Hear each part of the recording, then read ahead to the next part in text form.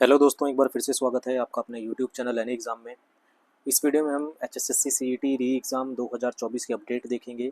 तो high court का क्या फ़ैसला आया, हाई कोर्ट ने क्या फ़ैसला सुनाया और जो कैंडिडेट पहले से नौकरी कर रहे थे उनका क्या होगा, ये भी इस फैसले में हम पढ़ेंगे कि हाई कोर्ट ने उनका क्या फ़ैसला किया है। और पूरी डिटेल देखेंगे, तो वीडियो के अंत तक ज़रूर देखिएगा। वीडियो पसंद आए तो इसे लाइक, शेयर और इस एग्ज़ाम की हर अपडेट के लिए चैनल को सब्सक्राइब ज़रूर कीजिएगा। तो क्या अपडेट दी है, हाई कोर्ट का क्या फ़ैसला आया है, तो कंप्लीट थोड़ा सा पढ़ लेते हैं।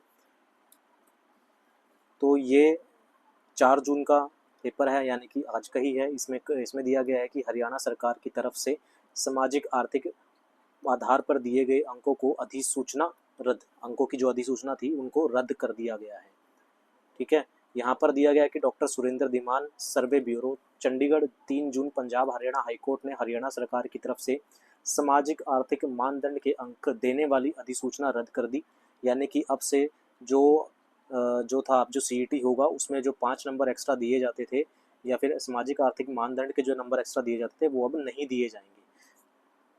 हाईकोर्ट का विस्तृत फैसला 3 जून को जारी हुआ। हाईकोर्ट की खंडपीठ ने हरियाणा कर्मचारी चयन आयोग को दोबारा पद विज्ञापित कर, तो वापस से आपके पास जो होगा एडवर्टाइजमेंट आएगी, सीईटी वापस से आएगा, वापस से उसकी एडवर्टाइजमेंट की जाएगी।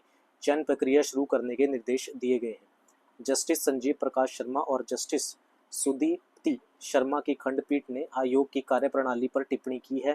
खंडपीठ ने सामाजिक आर्थिक मानदंड के अंकों को संविधान के अनुच्छेद 14, 15, 16 का उल्लंघन करार दिया गया है। तो इन्होंने आर्टिकल जो 14, 15, 16 हैं उनका उल्लंघन है ये। खंडपीठ ने सीईटी के मेरिट बिना सामाजिक आर्थिक मानदंड के तैयार करने के निर्देश दिए, यानी कि मेरिट के बिना ही आर्थिक सामाजिक मानदंड के तैयार करने के निर्देश यहाँ पर दिए गए हैं। ठीक है, ये पूरा फैसला है और इस पर हाईकोर्ट ने क्या निर्देश दिए हैं वो पूरा पढ़ लेते हैं। तो ये हाईकोर्ट का फैसला है, ये वाला खंडपीठ ने ये निर्देश दिए। तो क्या फैसले दिए हैं वो पढ़ लेते हैं। तो यहाँ पर दिया गया है कि सामाजिक आर्थिक मानदंड लागू करने की 5/5/2022 रद्द की जाती है, यानी कि 5/5/2022 को जो ये अधिसूचना थी लागू की गई थी, तो ये रद्द हो चुकी है। सामाजिक आर्थिक मानदंड के आधार पर दिए गए बोनस अंकों को संविधान के अनुच्छेद 14, 15, 16 का उल्लंघन मान के इसे रद्द कर दिया गया है। सीईटी का 10/1/2023 को घोषित परिणाम, जो 10 जनवरी 2023 को जो परिणाम आया था, बाद में 25/7/2023 को संशोधित परिणाम जो रद्द आया था वो दोनों रद्द कर दिए गए हैं। ठीक है, उनका अब कोई औचित्य नहीं है। अब केवल सीईटी में प्राप्त अंकों के आधार पर बैठे उम्मीदवारों की ताज़ा मेरिट तैयार करने के निर्देश दिए गए हैं। तो अब जो केवल सीईटी में जो बैठेंगे उनकी जो है वो मेरिट बनेगी। इससे इसी आधार पर, यानी कि मेरिट के आधार पर बनते हुए राज्य आयोग अब विभिन्न पद भरने के लिए ताज़ा विज्ञापन जारी करेगा और हर उम्मीदवार को पदों के लिए बनाए नियमों के मुताबिक आवेदन करने की अनुमति होगी। अगर ये क्या लिखा गया है, अगर किसी पद के लिए 4 गुना से ज़्यादा उम्मीदवार उपलब्ध हैं तो प्रतिवादीगण भागीदारी के लिए सीईटी के कट ऑफ कम कर सकता है।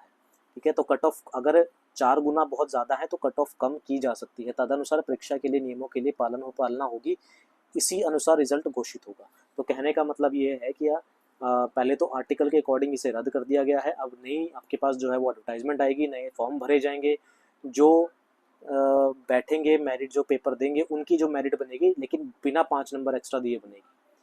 अब आगे क्या बोला गया है, जो नौकरी कर रहे हैं, जो पहले से जॉब पर हैं, उनके लिए क्या फैसला दिया गया है। तो पहले से घोषित परिणाम के आधार पर जो उम्मीदवार नियुक्त हो चुके हैं उन्हें ताज़ा चयन प्रक्रिया में भागीदारी करने की अनुमति होगी।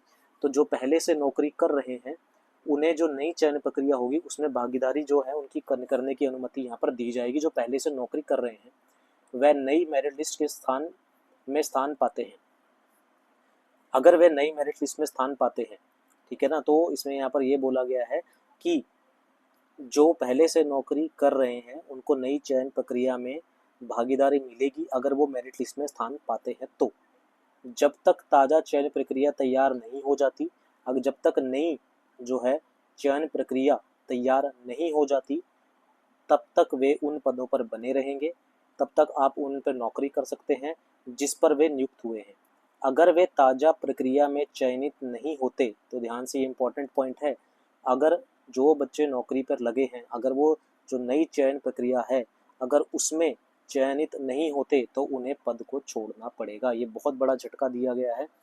तो इसमें तो पहली बात ऐसे बच्चे बाहर हो जाएंगे जो फर्जी लगे हुए हैं। जो जेन्युइन तरीके से पढ़ के लगे हैं उनको कोई डरने की जरूरत नहीं है, वो उनका चयन प्रक्रिया में नाम आ जाएगा, ठीक है ना। तो यहाँ पर बताया गया है कि नई चयन प्रक्रिया बनेगी, उनको जो नए जो कैंडिडेट हैं जो जॉब कर रहे हैं उनको भागीदार करने की अनुमति दी जाएगी अगर वो मेरिट लिस्ट में स्थान प्राप्त करते हैं। तो जब तक चयन प्रक्रिया चलेगी तब तक वो नौकरी करेंगे। अगर उनका चयनित में नाम नहीं आता तो उन्हें नौकरी को छोड़ना होगा और उनकी नियुक्तियां रद्द हो जाएंगी। मतलब आपको जॉब को छोड़ना होगा। उनके पदों पर बने रहने के आधार पर कोई अधिकारी सुरजित नहीं होगा व ना ही वे ड्यूटी करने के बदले मिलने वाले वेतन को छोड़कर अन्य किसी प्रकार के लाभ या दावा करने के लिए पात्र होंगे।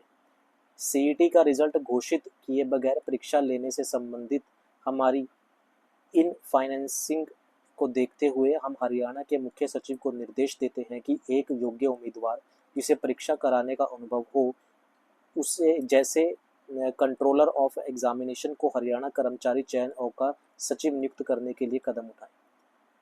पारदर्शिता और एकरूपता बनाए रखने के लिए आयोग को अब निर्देश दिया जाता है कि वह अपने अधिकारियों या सदस्यों को अपनी मर्जी के से निर्णय लेने का कोई अधिकार ना देते हुए अपनी परीक्षाओं के संचालन के लिए नियम बनाए, जिसके परिणाम स्वरूप वर्तमान मुकदमा हुआ है। यह प्रक्रिया 6 महीने की अवधि के भीतर नए सिरे से पूरी की जाएगी। तो यहाँ पर आपको अब 6 महीने का टाइम दे दिया गया है। 6 महीने के अंदर अंदर आपके पास जो है ये कंप्लीट हो जाएगी पूरी प्रक्रिया। ये पूरा फैसला है। और इसका जो तीसरा पॉइंट है वो उनके लिए है जो जॉब पर लगे हुए हैं, और जो सही तरीके से लगे हैं उनको डरने की ज़रूरत नहीं है। जो गलत तरीके से लगे गए हैं उनकी तो नौकरी अब जाएगी, ठीक है। जो उस सीट के लिए कैपेबल है, उस सीट के लिए जो सही में हकदार है, उसको ही अब जो है वो जॉब दी जाएगी, ठीक है। पहले से घोषित परिणाम पर कोई असर नहीं होगा। एडवोकेट जनरल, तो ये पूरी जो थी ये पूरी डिटेल थी, ठीक है। तो वापस से आपके पास एडवर्टाइजमेंट निकाली जाएगी, वापस से आपके पास जो है वो फॉर्म भरे जाएंगे और वापस से आपको एग्ज़ाम देना होगा। तो ये थी पूरी अपडेट। इसी तरह की अपडेट्स के लिए अभी के चैनल के साथ बने रहिएगा। अभी के लिए इतना ही। Thank you very much.